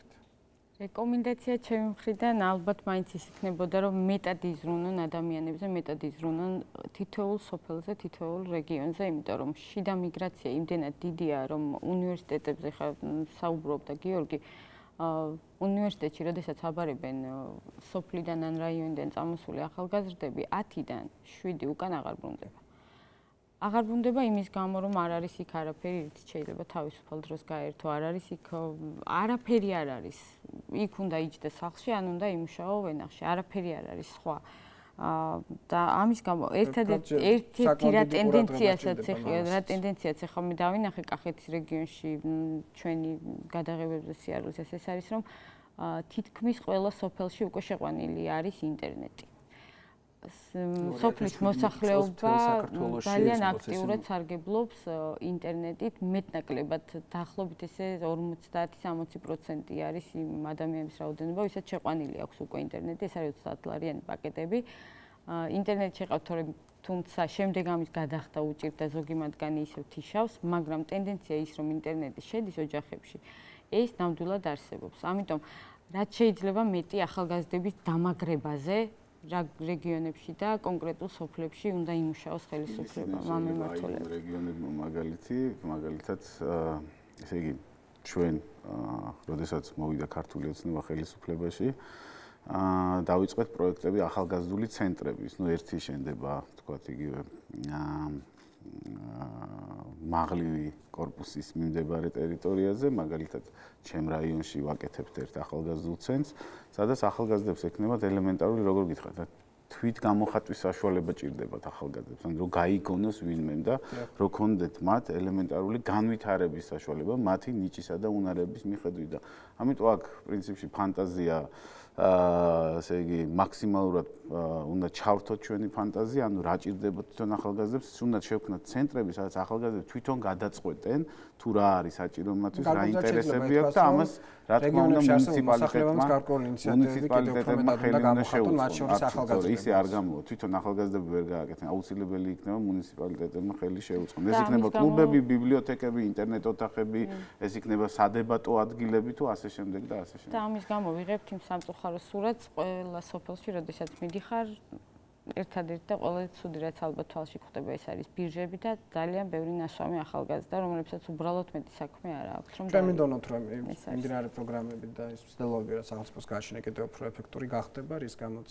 ადამიანებს მეცემათ როგორც შრომის საშუალება, ასევე დასვენების საშუალებაც. დიდი მადლობა ჩვენი გადაცემის მეორე ნაწილის მონაწილეებს, ქალბატონი ნათია თოიძე, ჟურნალისტი და ბატონი გიორგი ზუგბაია, ბიზნესის ადმინისტრირებისა და ეკონომიკის სპეციალისტი. როგორ მეთოდებს მიმართავენ საზოგადოების დეზორიენტაციის მიზნით, როგორ ახდენენ მორალურ ზეწოლას, რა მეთოდებით ხდება ჩვენს ცნობიერებაზე ძალადობა, სიტყვითი ომისა და საზოგადოების ცნობიერებაზე ძალადობის შესახებ გადაცემის მესამე ნაწილში ვისაუბრებთ.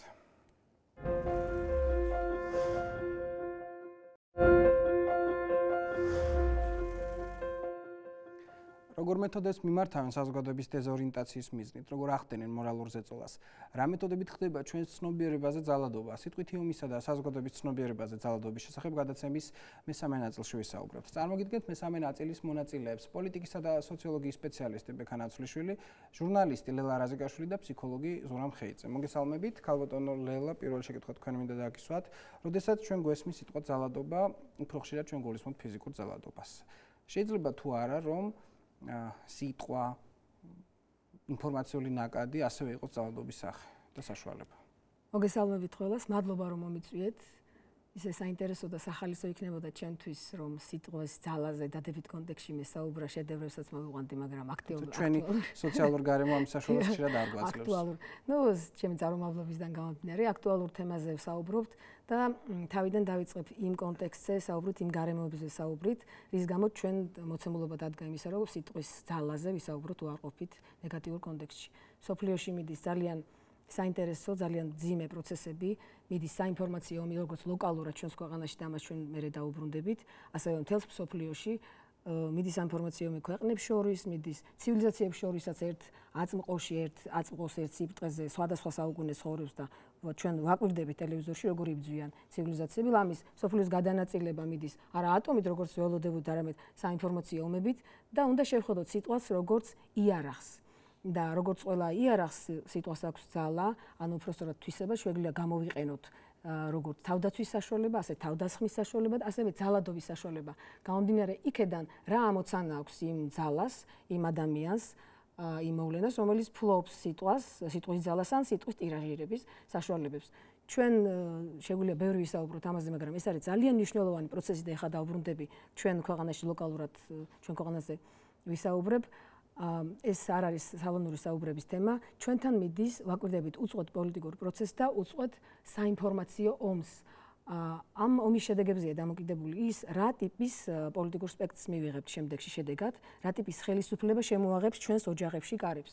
ეს ყველა შეგვეხება, იმიტომ რომ ჩვენ არ ვართ ის ხელისუფლება, რომ ის საზოგადოება, რომელიც ინტერაქტივშია გარკვეულ ჩამოყალიბებულ ინსტიტუტებთან ან დაუშვათ საკანონმდებლო სისტემასთან, ჩვენ ყოველთვის მოქმედებს ძალიან რა ტიპის ხელისუფლება მოდის და ჩვენ დავინახეთ სულ რაღაც ცოტა ხნის წინ, რამდენიმე წლის წინ, როგორ მოვიდა საინფორმაციო ომის კვალობაზე, ამ მართული ინფორმაციული ნაკადების კვალობაზე ხელისუფლება, რომელმაც შექმნა შემდეგ რეპრესიული სახელმწიფო სისტემა. თავისი ყველა რეპრესიული მექანიზმით, ეს იყო ძალოვანი მექანიზმი და იდეოლოგიური მექანიზმი და შემდეგ რა თქვენ გითხეთ, აი ქრესტომატიული მაგალითები წავიდა იმისა, როგორ შეიძლება სიტყვა იქცეს ძალადობის მექანიზმად. ჩვენ ხედავთ როგორც ინდივიდუალურად რამდენიმე მიმართულებით იყო გადანაწილებული ხელისუფლება ახორციელებდა საინფორმაციო ომს საკუთარ ხალხთან.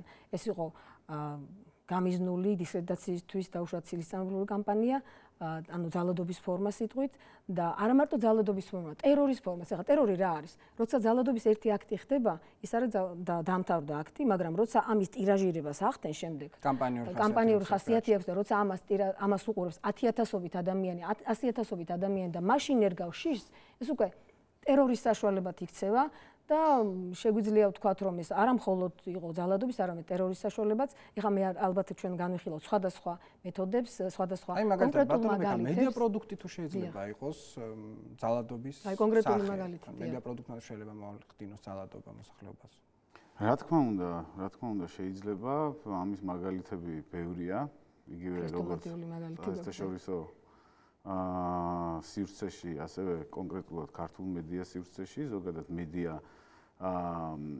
მედიამ დაკარგა თავისი ესე იგი პირველადი თქვა დანიშნულება, რაც იყო ადამიანების ინფორმაცია და შესაბამისად გარკვეული თვალსაზრისით ადამიანების ადეკვატური ცნობიერების ჩამოყალიბება საზოგადოებრივი პროცესების მიმართ და მედია დღეს გახდა ელემენტარული პოლიტიკური ბრძოლა, პირდაპირ პოლიტიკური ბრძოლის იარაღი, გინდათ სიტყვით, იმიტომ რომ მედია სიტყვასთან უშუალოდ ასოცირდება და ხშირ შემთხვევაში ის ძალადობს საზოგადოებაზე გამომდინარე იქიდან, რომ ეხლა მე ძალადობას უფრო დაუკავშირებდი იგივე მაქს ვებერის სიტყვებს ავიღებდი, ანუ ძალაუფლება და მე ძალადობა შეიძლება აქედან გამოვიყვანოთ, არის გააკეთებინოს სხვას ის რაც შენ გინდა, მიუხედავად იმისა, უნდა თუ არა მას ეს, ანუ გარკვეული თვალსაზრისით, შენ როდესაც ადამიანზე ძალადობ, მას არ თმევ რაღაცა არჩევანის ან რაღაცის განხორციელების საშუალებას, ხო? იგივე იოჰან გალტუნგი არის ესეთი მეცნიერი, მას აქვს ძალიან კარგი კონცეფცია სტრუქტურული ძალადობის, ანუ ეს ნორმები, ღირებულებები, დისკურსი საზოგადოებრივი, იგივე მედია და ეს ყველაფერი სტრუქტურა, ეკონომიკური სტრუქტურა, როგორ ართმევს ადამიანების, თქვათ, არჩევანისა და განვითარების საშუალებას, ხო? კონკრეტული მედია პროდუქტები თუ გახსენდებათ, რომლებიც შეიძლება ასე ძალადობა. ყველა ეპოქა თავის ან საინფორმაციოებში თუ შეიძლება იყოს მისი წყობის მიხედვით, რა გავა პირველი სიუჟეტი, რა გავა მეორე, რაზე გაკეთება აქცენტი. აპათიის დანერგვა უპირველეს ყოვლისა, ხო? აპათიის დანერგვა, როდესაც ტირაჟირება ხდება მაგალითად დანაშაულებების ისეთი სიმძაფრი და ისეთი რაოდენობით და ისეთი წყობით, რომელიც შეიძლება რეალობას ზუსტად ამ სიმწვავით არ ასახავდეს, პედალირება ამ ყველაფერზე და შესაბამისად აპათიის დანერგვა ზოგადად საზოგადოებრივი პოლიტიკური ცხოვრების მიმართ, ანუ ნეგატივის წინ წამოწევა და შესაბამისად ყველანაირი თქვათ იგივე პოზიტიური საზოგადოებრივი პოლიტიკური პროცესების მიჩქმალვა იქიდან გამომდინარე, რომ საზოგადოებაში დაისადგუროს ერთხელ და სამუდამოდ აპათიამ, თუ აპათია დაისადგურებს, როდესაც აპათია ისადგურებს საზოგადოებაში, ეს მერე ქმნის, რა თქმა უნდა, ძალიან ნოყიერ ნიადაგს იგივე ავტორიტარული მმართველობისთვის და ასე შემდეგ და ასე შემდეგ. გინდათ რევოლუციებისთვის, თუ აქ რაღაცა ნაპერწკალი გაჩნდა, ხო? ბატონო ზურა, პოლიტიკური სუბიექტები ხშირად ხელოვნურად ესენ პანიკას და ჩვენ ამაზე ვსაუბრობთ, ბატონო ბექამაც ეს ახსენა. როგორ ფიქრობთ, არის თუ არა ეს ძალადობის პროცესი და რამდენად ძლიერია მისი ზემოქმედება საზოგადოებას? მოდი ესე ავაწყოთ ეს ჩემი პასუხი, ჯერ მოდი წარმოვიდგინოთ მექანიზმი, ასე ვთქვათ, ამ ძალადობის, ხო? სწორედ თქვა ქალბატონმა ლელამ, მეც ჩემ ლექციებს კომუნიკაციაში ვიწყებ მაგას, რომ ეს კომუნიკაციის პროცესი ეს არის შეიარაღება. ეს არის უძლიერესი შეიარაღება და ვამბობ, რომ ყველა სამხედრო ბიუჯეტს ერთად გაერთიანებს მეტი ძალა აქვს, ასე ვთქვათ და ზუსტად ისევე ვსაუბრობ, რომ თუ კაი ადამიანის ხელშია კარგი საქმეები კეთდება და თუ ცუდის ძალიან ცუდ რაღაცები. მოდი წარმოვიდგინოთ ესეთი ფაქტი, თქვენ რომ მიეპაროთ ახლა ვიღაცას და რაღაც აბი გადააყლაპოთ, ან ინექცია გავუკეთოთ, რეალურად თქვენ იწვევთ მის ორგანიზმში გარკვეულ ბიოქიმიურ პროცესებს, ხო? და ეს რა თქმა უნდა ეგრევე იქნება როგორც დანაშაულის, ასტიკი დანაშაული და ასე შემდეგ. ნახოთ სიტყვა რას იწვევს. სიტყვა იწვევს ანალოგიურად ბიოქიმიის ცვლილებას ორგანიზმში, ხო? ახლა ვიღაცამ კარგად რო აღწეროს დაუშვათ საკვები, თქვენ კუჭისვენი გამოგეყოფათ, ნერწყვი წამოას, სხვა ნივთიერებები, ხო? თუ ეს არის შეურაცხყოფა, ადრენალინი გამომუშავდება, სულ სხვა ბიოქიმიური პროცესები მიმდინარეობს. შესაბამისად, ჩვენ იქ ხედავთ და ვამბობთ, რომ ძალადობაა და ამ დროს სიტყვაზე არ ვაქცევთ ყურადღებას, რომ სიტყვა იწვევს ცვლილებებს ორგანიზმში, ხო? იცით, რომ სიტყვით შეიძლება ადამიანს ინფარქტი დაემატოს, ღვიძლის ფუნქციები მოეშალოს. იმიტომ რომ თითეული სიტყვას გააჩნია თავისი გარკვეული მოდელირებული ქრონიკა, რომელიც ეთეთყვას მაგალითია, რომელმაც პირდაპირ საზოგადოებაში რა თქმა უნდა, ამიტომ მე ძალიან მომეწონა, ასე ვთქვათ, ქალბატონის მიერ დაყენებული საკითხი, რომ ესეთი მომენტები უნდა განიხილებოდეს ძალადობა და არა თუ ძალადობა, არამედ ტერორად უნდა განიხილებოდეს, იმიტომ რომ აბსოლუტურად ტელეტერორიზმი. ტელეტერორიზმი თუ კომუნიკაციური ტერორიზმი თუ სიტყვიერი ტერორიზმი, ეს აბსოლუტურად არანაკლები იარაღია, ვიდრე თქვათ ცივი იარაღი, ცხელი იარაღი და კიდე რაღაც ისა, ხო?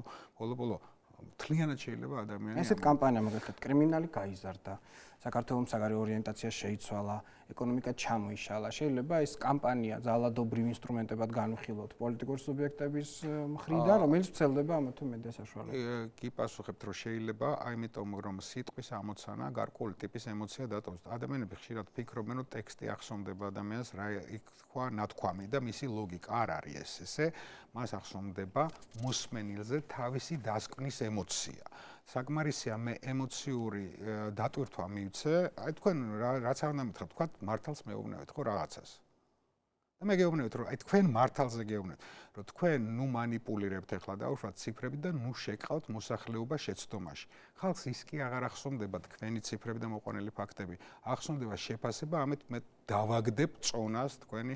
მოკლედ, არის ძალიან ბევრი მეთოდი, რომელსაც იყენებენ. ცნობილი მიდგომაა, რომ მაყურებელი იჯერებს 90% საბუთებელ ბრალდებას, ვიდრე 100% დასაბუთებელ. კიდე ერთი მაგალითი გუშინდელი გამახსენდა, უბრალოდ პროდუქტი ხო მართალია ეს იმას ეხება, გაზეთს ეხება, მაგრამ მოყურეთ რა არის ეგეთი მეთოდი ალტერნატივების შეჭრება, ეს არის მცდარი სათაურია ესეთი დოყლაპიობა თუ ფულის მითვისება.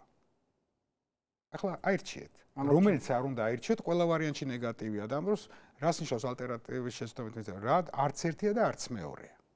მაგრამ ისე ვაკეთებ, რომ ნებისმიერი არჩევანის შემთხვევაში, ანუ ლოგიკის შემთხვევაში, ლოგიკურად თუ შეხედავ, არც ერთი და არც მეორე, ახლა იმისთვის არჩევანი წამგებია. შეიძლება ამ მეთოდებს იყენებენ ინტერაქტივებში მათ შორის და საინტერესოა, თქვათ, აი, ჩვენ საზოგადოებას ძალიან აინტერესებს exit poll-ები, გამოკითხვები, სოციოლოგიური შედეგები და ასე შემდეგ. ამგვარი შედეგები, ასეთი ინსტრუმენტები თუ შეიძლება ამგვარი რეიტინგები და გამოკითხვები ჩავთავაზოთ. მე ერთ სიტყვაზე ზუსტად გამოკითხვები კარგი ახსენეთ, მე მინდა როგორ უნდა იცოდეთ, იმიტომ რომ ძალიან ბევრი ინტერაქტივი ტარდება და მე მეთოდოლოგია მართვის იცოდეთ განწყობების რა.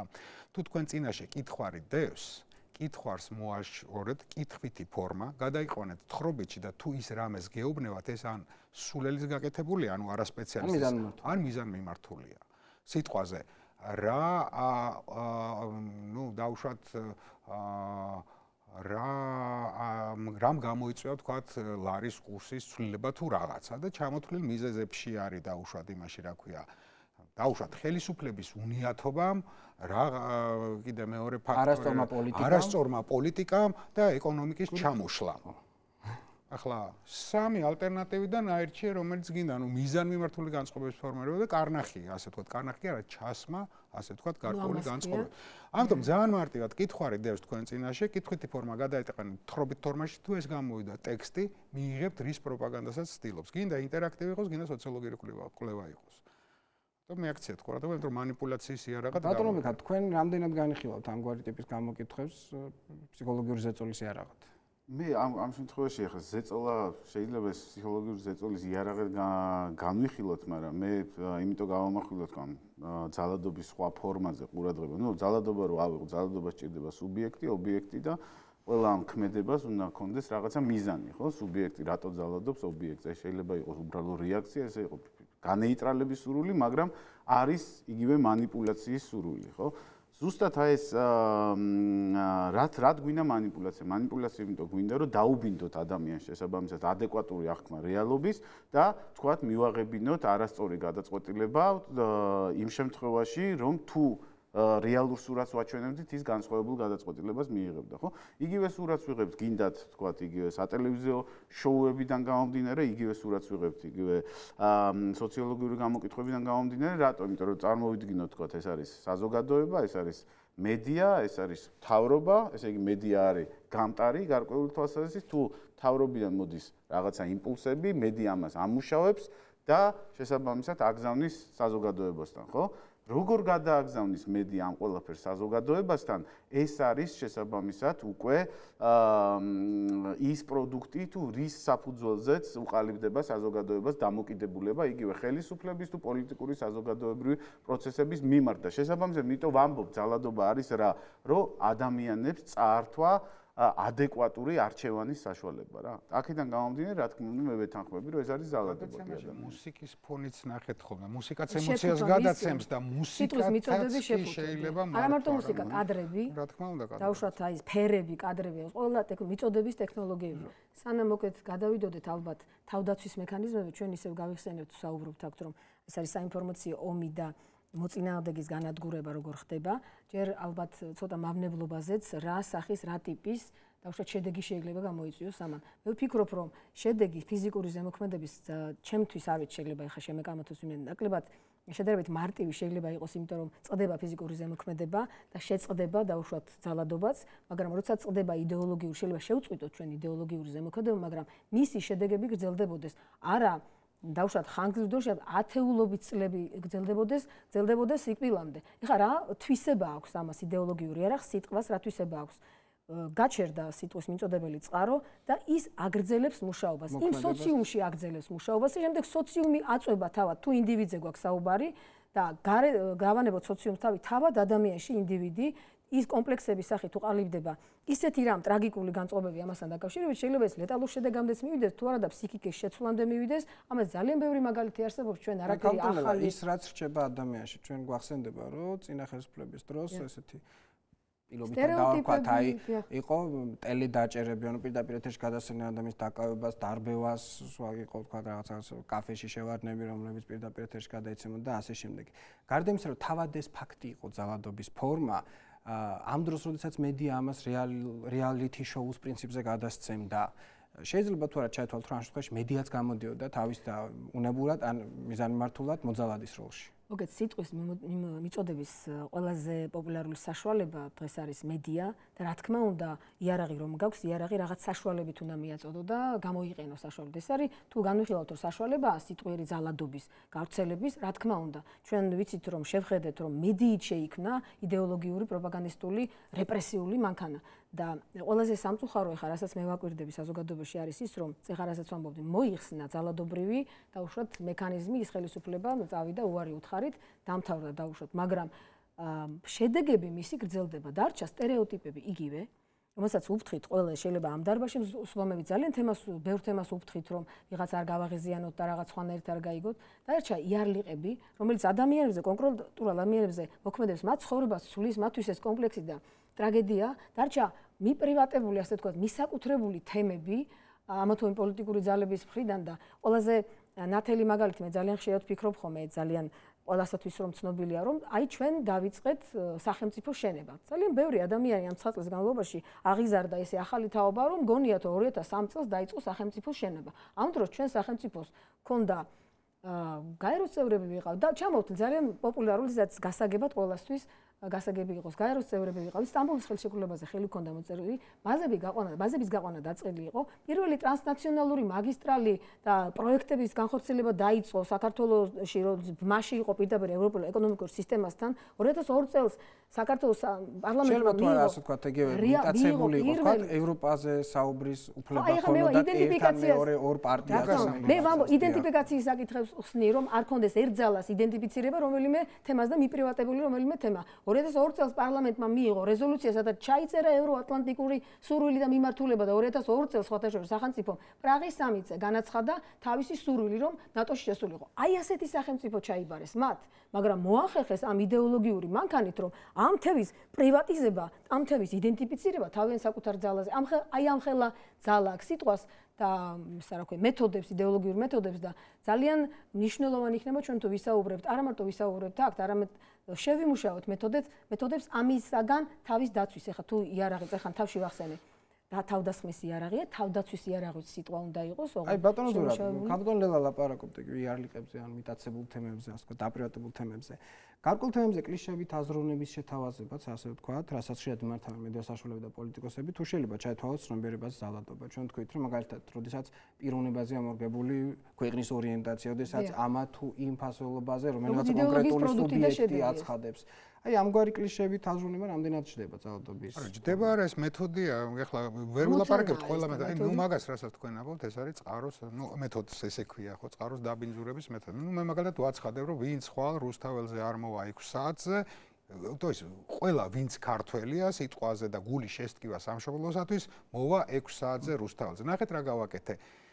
აპრიორში ვისაც სხვა ასე ვთქვათ აზრი აქვს, ის უკვე არც ქართველია და არც გული შესტკივა სამშობლოზე. ანუ ამ კლიშეების ჩადება ხდება რა თქმა უნდა, მაგრამ ეს მეთოდია, მართვის მეთოდია. ყველა ვისაც განსხვავებული იდეა აქვს, ის აზრი აქვს, ის არის მოღალატე, ხო? ვასახელებ, ვაბინძურებ ამას, ვუკეთებ არავითარი მაგრამ რაღაც აქტებთან მიმართებაში. გარკვეული ტიპის სიმრავლეს ვაკეთებ, მოდი ესე დავარქვათ, მოდას შეხედულების და ადამიანები გავაჩერე, ის ვეღარ ამბობს განსხვავებულას, იმიტომ რომ ეგრევე აღიქმება, რომ დაუშვათ მოღალატეა, ის ვერ ინძრევა და ვერ ახორციელებს იმ მოქმედებას, რა მოქმედებაც მას სჭირდება. მოკლედ, ეს მეთოდია. მოქმედებს და იმიტომაც იყენებენ. ძალიან ბევრი მეთოდები. დააკვირდით მაგალითად, ხა ამას მომხდარა არასწორი ბმა, უბრალოდ მე მინდა რომ მოსახლეობა კარგად ერკვეოდეს, ხო? აი მინდა თქვენი დისკრედიტაცია დაუშვათ. ვერაფერი ვერ მოგინახეთ სადისკრედიტაციო. თქვენ სოციალურ წრეში ვაკეთებ პატარა ბმას, დაუშვათ თქვენ სკოლაში სწავლობდა რაღაც ვიღაც ცნობილი უარყოფითად ცნობილი, თქვა ვერმე კანონიერი ქურდი. მე ვლაპარაკობ თქვენზე, ვიზე მელაპარაკებთ არჩილზე. კი, არჩილზე, რომლის თანასკოლელია კანონიერი ქურდი, მე ვლაპარაკობ იმ კანონიერ ქურდზე, საშინელებები აქვს ჩატარებული და მოსახლეობაში განსტარჩება თქვენი დისკრიმინაციის პრინციპს მსგავსება. ან თქვა ახლა ნეპოტიზმზე იყო ლაპარაკი და წარმოიდგინეთ რას ამბობ. დაინიშნა ყოფილი ცოლის ძმის მეგობარი დანიშნაო. ყოფილი ცოლის ძმის მეგობარი, ნუ ეგრე ყველა აღმოჩნდებით სტუდიაში რაღაცისა. მაგრამ ნახეთ ემოცია ავწიე და ეს საზოგადოება პირდაპირ ნახე რა მომხდარა, ხო? ან რეგიონში ან რაიონში. ხშირად მასში ხდება განსჯისაკენ მიდრეკილება საზოგადოებას ნაკლებად ახასიათებს. მიაქციეთ ყურადღება, ეს ახალი ფაქტებია, ეს არის თეორიული ფაქტები. ვიღაცა გამგებელზე თუ რა ვიცი, რა მნიშვნელობა ამბობენ რომ დანიშნა თავის კლასელიო. ერთი მითხარით რაიონში რომ ვინმეს დანიშნავთ. სადაც ერთი სკოლა ან ორი სკოლა. ან კლასელი იქნება, ან მეზობელი იქნება და მეზობელი და კლასელი რო არ იყოს, კიდე იყენება რომ ნაცნობი დანიშნა.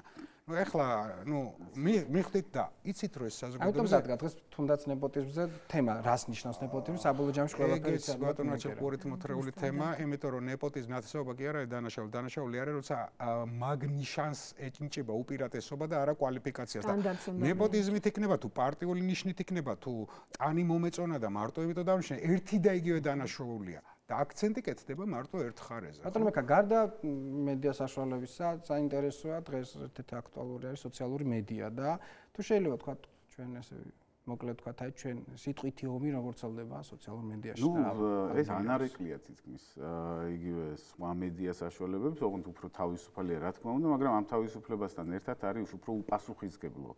გამომდინარე აქედან ამ ტიპის ზალადობების ან ტირაჟირება, თუ ჩვენ ამ შემთხვევაში ზალადობა სიტყვას გამოვიყენებთ, იქ უფრო მარტივია, ვიდრე ვთქვათ იგივე სხვა შემთხვევაში, იმიტომ რომ მედია საშუალებები, დიდ მედია საშუალებებში, მაგალითად იგივე სატელევიზიო მედია საშუალებებში და ნაკლებად ბეჭდურ მედიაში სამწუხაროდ, მაგრამ მოქმედეს რაღაცა სტანდარტები, გარკვეული თვალსაზრისით, იგივე პროფესიული არა ეთიკის, არამედ პროფესიული სტატუსის არ შემღალავი პრინციპში სტანდარტები, რომლებსაც მეტნაკლებად ცდილობენ რომ ჟურნალისტებმა დაიცვან, მაგრამ Facebook-ი ზოგადად ვამბობ, არა შეიძლება არ არის, მაგრამ მეც დიდი კრიტიკოსი ვარ ამ შემთხვევაში, მაგრამ იქ მაინც შეზღუდვა რაღაცის არის. მაგრამ თავდაცვაც შეიძლება მიუღებელი მეთოდებით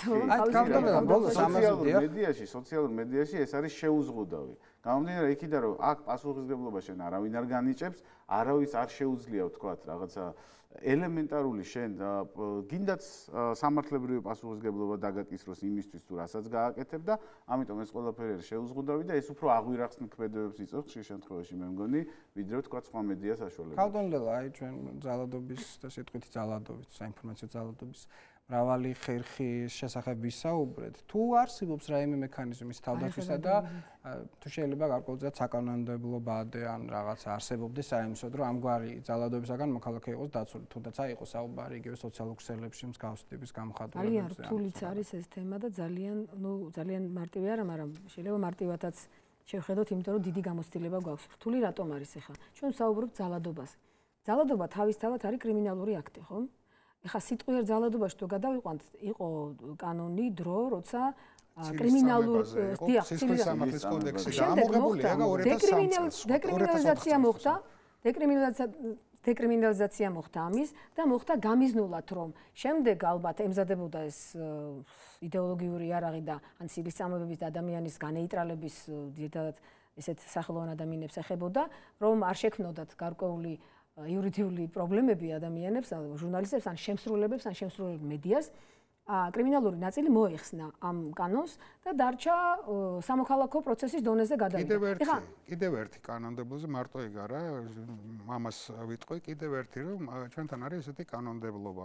სახელმწიფო თუ აბრალებს ვიღაცას, კია, სახელმწიფოს ტყიცების ტვირთი, მაგრამ ნებისმიერი ჟურნალისტი ან კერძო პირი ან რომელიმე ორგანიზაცია თუ გაბრალებს რაღაცას, ტვირთი ტყიცების რომ ის არ არის და ეს უკვე არანორმალურია, ეს არ არის ევროპის ქვეყნებში.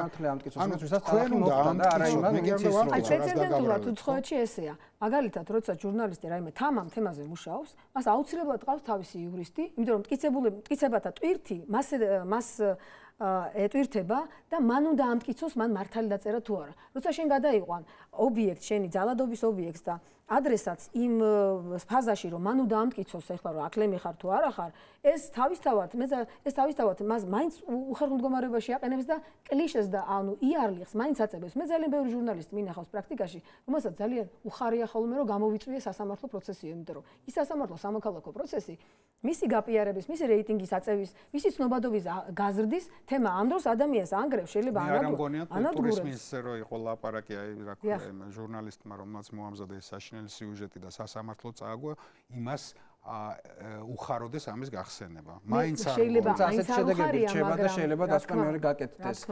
უპირველეს ყოვლისა ძალიან კარგი იქნება რომ სახელმწიფო კიდევ უფრო მეტად დაფიქრდეს სექტორზე, იმიტომ რომ თუ კი ფიზიკური ძალადობა შეიძლება იყოს პასუხისმგებლობის საგანი, ასევე უნდა იყოს ჩემი აზრით მორალური ძალადობა პასუხისმგებლობის. თუ კრიმინალიზაცია არ მოხდება, რაღაც მტკიცებულებების ტვირთის გადანაწილება შეიძლება იყოს. ეს საკითხია, მე მგონი აქ თვითონ მედია სექტორსაც უნდა დავაკისროთ თავის წილი პასუხისმგებლობა. თუმცა ალბათ ისიც უნდა შევნიშნოთ, რომ მედია სექტორზე ჩვენ ფართოდ არ ვლაპარაკობთ, ბუნებრივია გულისხმობთ იმ ნაწილს, რომელიც უშუალოდ ამ პროცესში ამგვარი ფორმით არის ჩართული. საბედნიეროდ ჩვენ მედია სივრცეშიც არის არაერთი წარმომადგენელი, როგორც მედია საშუალება, ასევე კონკრეტულად ჟურნალისტი, რომელიც ამ ყველაფერს ბევრად უფრო მორალურად, ეთიკურად და ბევრად უფრო ფრთხილად უდგება. ძალიან დიდი მადლობა ჩვენი გადაცემის მესამე ნაწილის მონაწილეებს, ბატონი ზურამ ხეიძე, ბატონი ლელა რაზგაშვილი და ბატონი ბექანა აცვლიშვილი. დიდი მადლობა გადაცემის მონაწილეებს და დიდი მადლობა ჩვენს მაყურებლებს. დღევანდელი გადაცემა დასრულებულია. კარგად ბრძანდებოდეთ.